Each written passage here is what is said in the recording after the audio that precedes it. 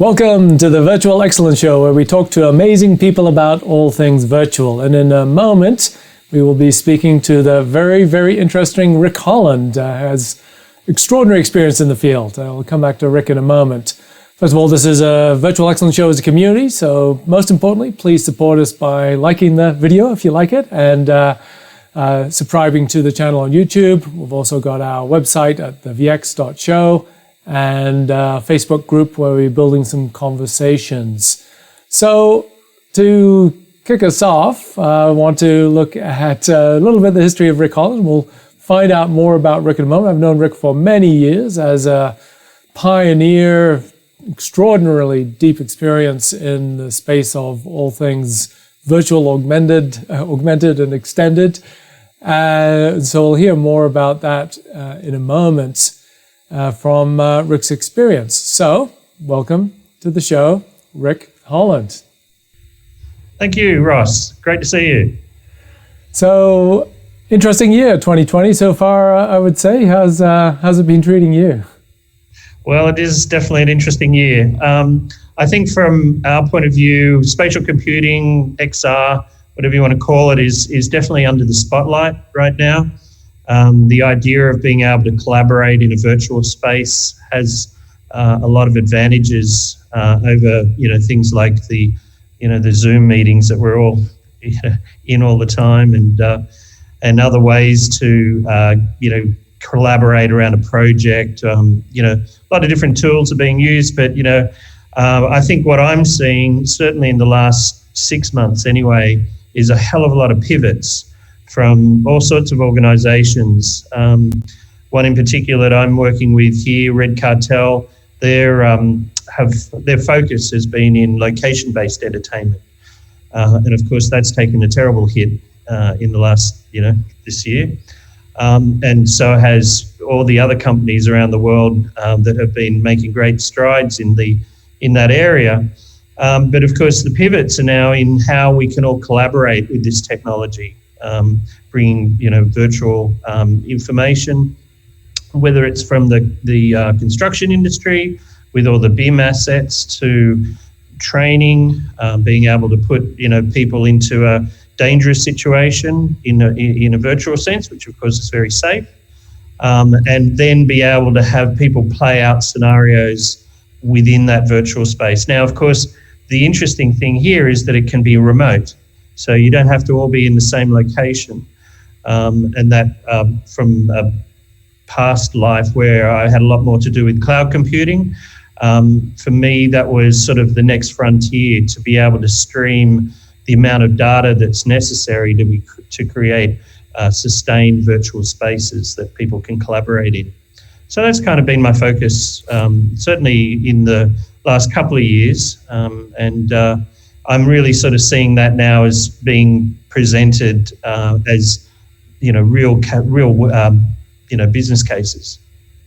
Yep, absolutely. And so perhaps hear a little bit more about that in a minute. So I suppose part of it is, you have a long history, which you're not ashamed to admit. So 40 years in making all this spatial computing in various guises. So you recently released this nice little diagram, which shows a little bit of your experience. So, thank you, my 40 years celebration. So do you want to, we obviously can't cover this in great detail, but do you want to just tell a little bit the story of some of the, I suppose, the background, it started of that original digital piece and how that's flowed through to some of your perspectives now? Yeah. Okay. Well, I guess because of my varied past, people were having trouble understanding how it all fitted together, and of course, I see it as perfectly obvious and makes sense to me. So on the one pager, I've going from the top left-hand corner, that's to up to date to now, to the top right hand is sort of like where I started, and I've got along the top there, from print through to XR, and then the sort of the big sections that were the turning points in the whole space. So sort of the digital revolution, which I call the sort of 80s to the end of the 90s. Then there was, the area of digital media, which of course, I spanned, I guess from, it's all digital media, I guess, in the end of the day. Of course, digital marketing and through to a digital experience, which are these sort of terms which have been used throughout the decades. And I really started out as a graphic designer, and my interest was always to push the envelope of creativity and using sort of the latest techniques that I could find. So, I was sort of always early to the party with new tools and new toys. That turned into, I guess, from a creative, traditionally trained, turned into a self-trained digital guy mid-85, and I brought my team. I started a design business in the early 80s, and we sort of started going digital mid-80s. By the end of the 90s, or the beginning of the 90s, we were a full digital agency based in Sydney. Probably one of the first. I certainly know I am, because I only knew a few other people doing it at the level that we did. And also got to know internationally who's who, and got to know a lot of the vendors like Adobe and Meta Creations and all what ended up being the Autodesks and what have you. So we traversed through the 90s to the end of the 90s to the 2000, growing that business in digital media and ultimately online. User experience became an important part of that. So I guess I moved through all of those different incarnations. There was definitely no instruction books. we just learned it all, on the job. I had this sense of a 80-20 rule, where I spent 80% of my time doing things that I knew worked, because we'd spent the first year or so ahead doing 20% of our work in a sort of a more research mode. So I kept rolling that through, and I pretty well rolled that 80-20 rule throughout my life to this day. So we still muck around with things that possibly won't make us a living, but hopefully the 80% is coming from things that we did, in the years past. So bringing me up to the beginning of 2000, I was working with Meta Creations. That was a software company that out of the US, with Painter, and which is now with Corel. So Meta Creations had a great stable of products, and I'd sold my business after 20 years, 80 staff. It was pretty crazy, and I just really wanted to get back to, the fun stuff. And so I went around the world showing off these tools until that company decided to sell up and, divest itself of these sorts of tools. Funnily enough, they focused in on online tools, which of course then there was the dot crash. I, by this stage, had moved on to IBM, and I was the creative director for the IBM Innovation Center, running some rather large, sort of in the early days, user-centered design projects around Asia Pacific. So that was me sort of stepping deep into the corporate world.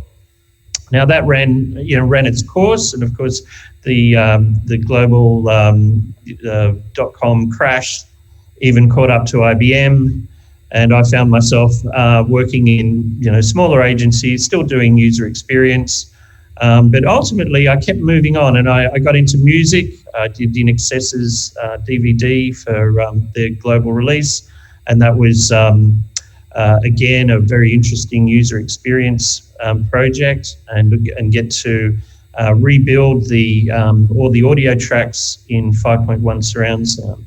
So that was again, learning on the job. Continued to move on. Ended up at Wacom, which is an interesting company to be in, because the pen technologies, natural user interfaces, for me were the next step after the software interface. And so I got to do some really interesting work for the next 6 years around the world with some of the most interesting vendors in technology. And so you can see a trend here. I'm always kind of moving forward. which led me into cloud computing. And then, of course, in that space, I got to be able to put together a lot of very interesting innovation events, because basically for me, the cloud was the platform in which all creativity rests on. So rolling through cloud computing and through doing a lot of these innovation events, got involved in spatial computing, which I saw probably maybe 6-7 years ago as being very interesting, to the point now where I'm now completely focused on spatial computing or XR or virtual reality, augmented reality, wrapping around some of the other technologies, artificial intelligence, blockchain, various other things, which in a sense for me is a sort of a collaboration of technologies to create great experiences. So that also put me into the venture capital space, doing consulting around the startup traps, and I find myself, sort of cross between helping startups, but also being in a production environment where we actually build things. So that's, for me, I'm always excited about making actual stuff. So there's things that I could talk about, but I'd have to shoot everyone, so I can't at the moment. Of course, we're in skunk works on various projects, but it is an exciting time. Even in lockdown, we're having fun making stuff in the virtual environment. Yeah, there's really, really exciting times in the whole spatial space. How did I go? Did I sum up 40 years pretty well then? That went quick. You tell me.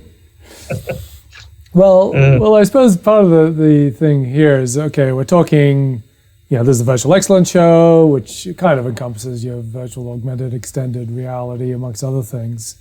And I want to go on to some other topics in a second, but what do you think that really rich, broad background that you've had brings you to the spatial computing space today that others who are come to it more recently don't have?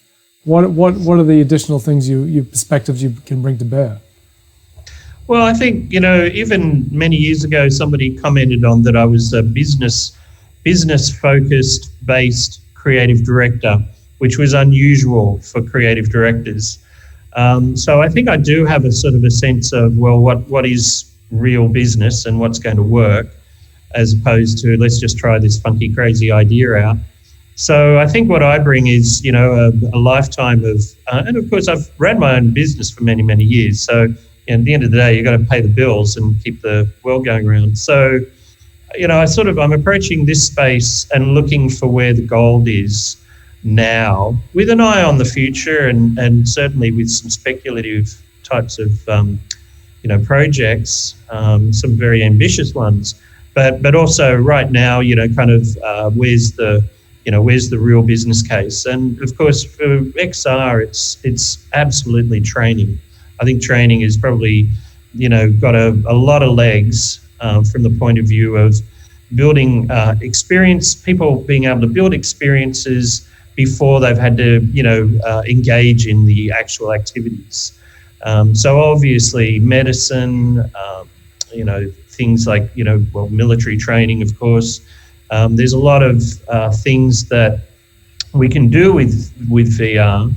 A great startup that I saw working in of course, this is a bit hard right now, but in the airlines industry, where they were deploying training programs for the flight crews, but they could do that just virtually and keep up their training without having to all go to the same location and, have a virtual set of an aircraft and all that kind of thing.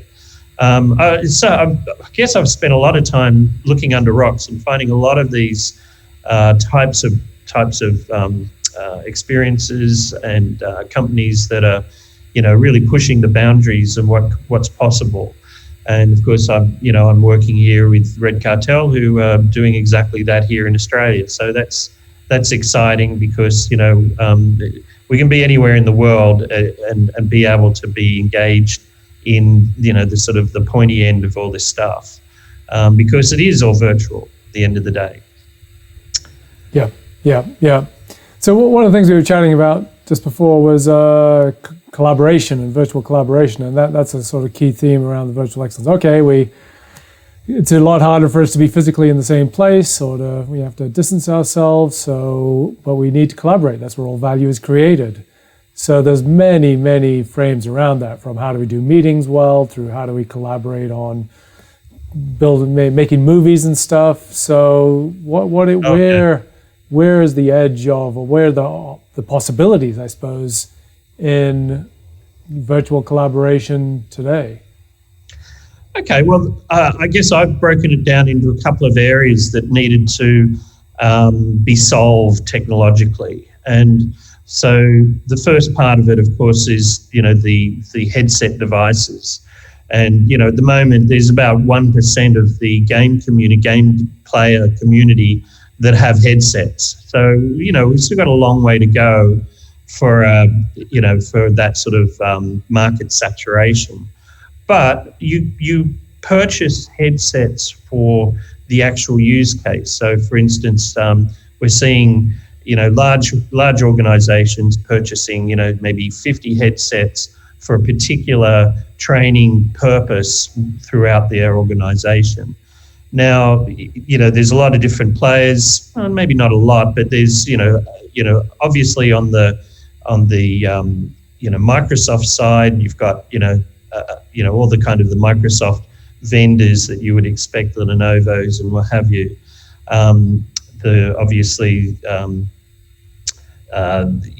It's kind of like almost like PC versus Mac, or it'd be like Android, So in the Android market, you've got Valve and Steam and all the guys, with the new Index, and of course, Windows Media, VR and what have you. But then on the other side, you've got Facebook with Oculus. And of course, they, for me, are kind of a bit like, an Apple model. So they're creating their own universe, the Oculus environment. And they brought out the Oculus Quest, which is a mobile headset, mid last year. And it's been a brilliant device. So we've been working around developing solutions for multiple users in a virtual environment for the Oculus Quest. And of course, there are other devices like this coming out, which are, very enterprise focused. But I think, and there's another, Oculus are bringing out another Quest 2 or whatever they're going to call it, probably by the end of the year. So that space is moving very quickly, and the product is very good quality from the point of view of the user experience, and it's not that expensive. It's $700-800 Australian, $400 US, and it's a complete solution. You put it on your head and off you go. And of course, it's a very mobile, connected type of device. So you've got and it's Facebook. So you've got very much a social engagement going on straight away.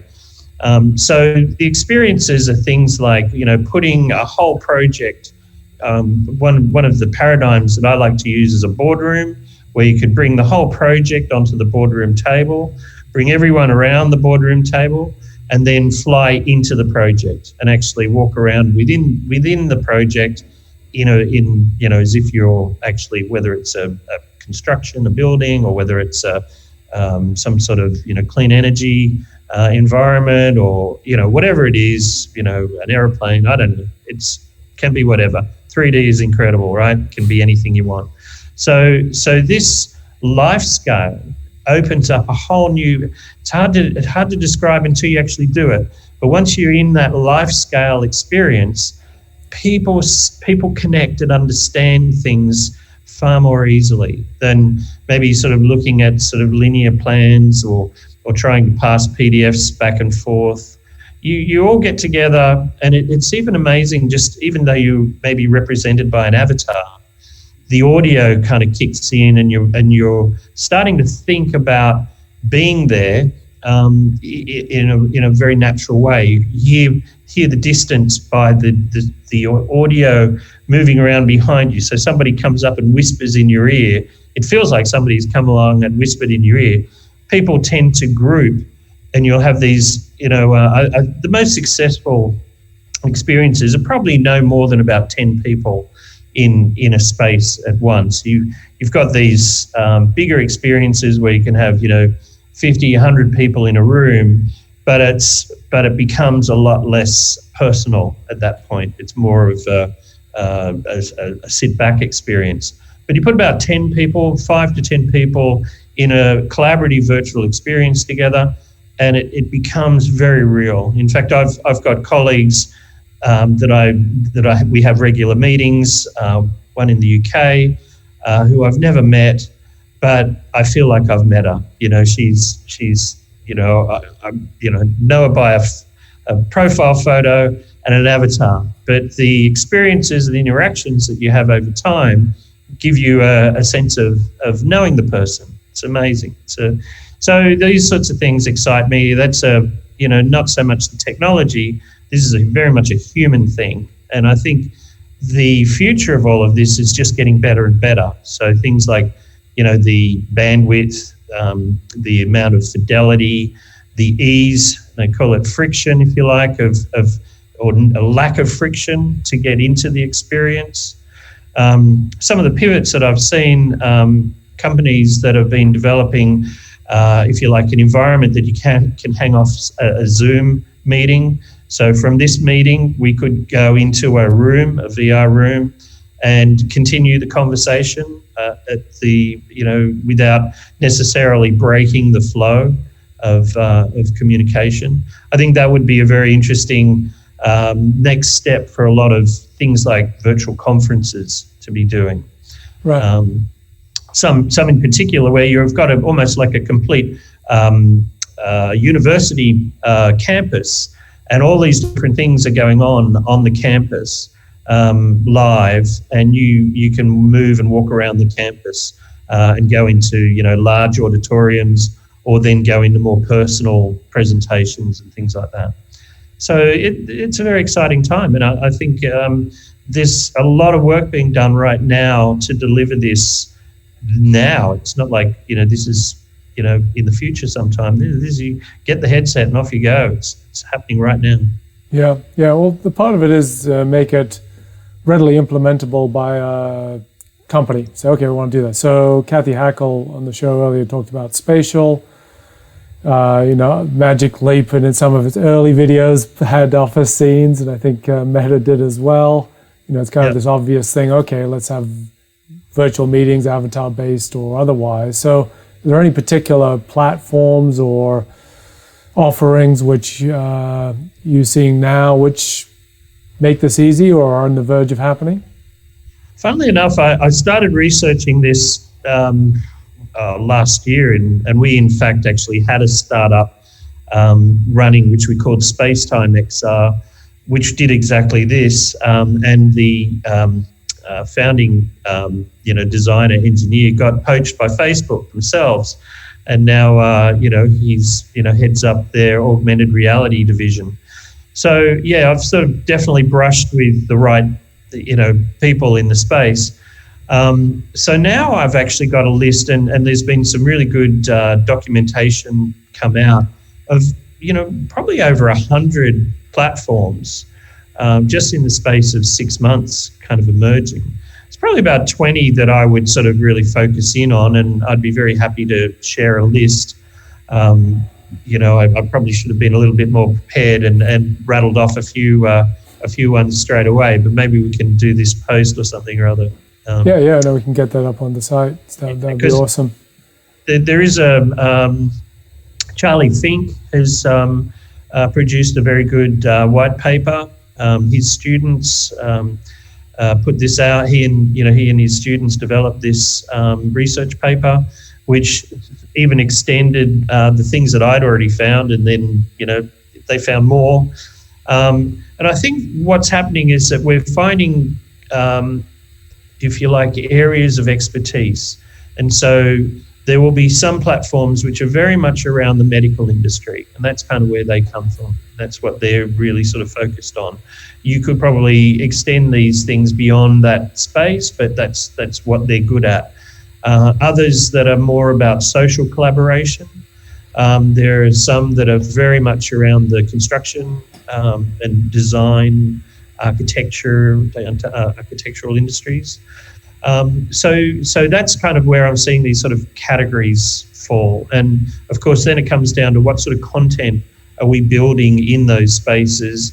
And again, some are better at importing things like BIM files from Autodesk or what have you, and others are better about actually building things, being able to build things within those spaces.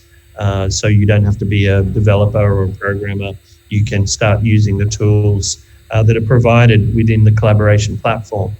So that's kind of, I think all of that is the beginning of something which will just continue to emerge and become more common and mainstream. Absolutely, yeah, no, that's certainly. And we at the show are big believers in the potential there, and we're going to be tracking that closely. Well, we've been right in the past, haven't we, Ross? That's right. That's one of the things that I feel over my 40 years is that I've got it right. I may not have made a fortune out of it because I didn't, purchase those shares or whatever at the right time. But I've always been sort of looking back and going, that panned out. That's everyone sort of, uses this now as a sort of a common thing and what have you. I wish I'd invested in Zoom. How about that? But I have invested in Amazon and I've done pretty well there, so I can't complain. So I think we're sort of looking backwards to look forwards in a sense. Well, I think we're sort of treading an even path to where things are going. We're also seeing the amounts of investments from Apple and from Magic Leap, as you say, or which really I guess it's Google, wherever the money's come from. But there's been a huge amount of investment, and so you sort of go, well, I think somebody's pretty well building the industry, if you like, building the the space for us all to come and do what we need to, including me, I hope.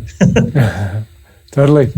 So, which just takes us to sort of a good way to perfect segue, in fact, to sort of rounding out and saying, all right, well, you've seen a lot, you've anticipated a lot, so now we're just past the middle of 2020. What do you see looking forward? What are you anticipating? What do you expect? What are the questions or uncertainties in the coming years, I suppose, in how this will unfold? Yeah, well, I guess there's so many things that we don't really know. Just for instance, the work, the work environments. Are we all going to end up back in, an office with, we're all piling to lifts and things like that and running around as normal? Or have we got used to having, a little bit more flexibility with how we work? Maybe, at some points we do want to work from home. At some points we want to just sit in a park and work. I think all of this has accelerated that flexibility, which is probably, from my point of view, a great thing, because I don't necessarily like rushing around in peak hour every day, scrambling to get into the office. So, okay, who knows how that's going to play out. Of course, I used to jump on a plane all the time. And of course, the whole travel plane aero industry is not in very good shape. So I think there's going to be some technology filling some of those voids. And I think it will take some time. And whether we ever do get back to that level again where we just, would jump on a plane just to have a meeting kind of thing. So obviously I don't want to get too, in depth into how we're all going to business and economy-wise recover. But, I'm always a kind of an optimistic kind of guy, and I think we're pretty inventive, and I think things, and I've seen industries, die on the vine, but new industries arise out of just a change in paradigm many times now over. And here's, I think, just another cycle, it's accelerated things. We're a lot more aware of from our own social interaction, just how things play out if we don't have the right hygiene. I'm hoping, of course, that we're going to have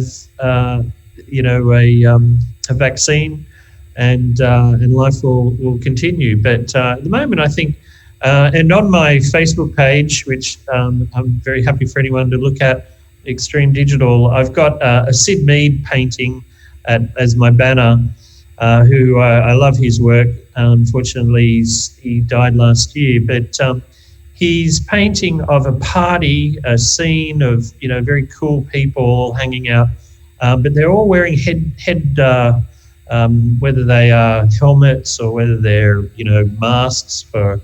But you have a close look, and they're all in there, got their headgear of some description, mixing virtually or physically, who knows.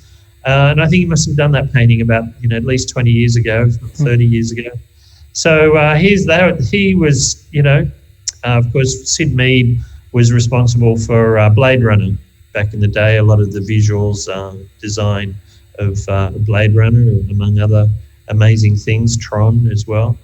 So, I look to these people, these creative futurists, and I sort of go, well, they're kind of on the money in a lot of ways. But whether they knew it or not, we never quite know. Ron Cobb is another one. He says we don't ever really know the future. What happens is things disrupt us, and that creates the future. And then we look back, and that makes sense.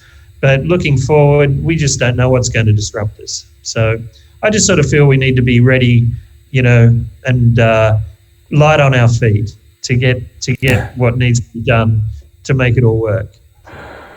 Working at it.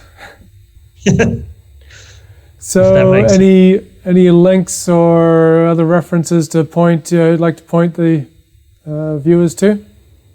Well, I'd love you to love people to see my Extreme Digital Facebook page, which is where I put digital creativity, and the Extreme Digital Ventures page, where I put things like the startup around spatial startups, venture capital, people that are raising. So that's sort of the business of spatial computing. Of course, Red Cartel website, which my face is on. And, I'll probably put a few more links there for you, and some of the space-time or some of the other kind of creative things that have happened along the way. Obviously, a link to this 40-year celebration document would be great too. Will do. Okay, awesome. Thank you so much for your insights, Rick. There's a lot of experience here packing into that. So thanks, and wishing you all the best for making it happen. Talk for hours. Thanks, Ross. That was Ric Holland sharing his experience, deep experience, long experience into what is now the world of spatial computing, and doing his bit in taking that further. So as always, if you've liked the show, please like the video, subscribe to the YouTube channel, check out our website at thevx.show, and join our Facebook group, so where we can building some conversations there. So it's been a pleasure having you. Have a wonderful rest of your day. Thank you.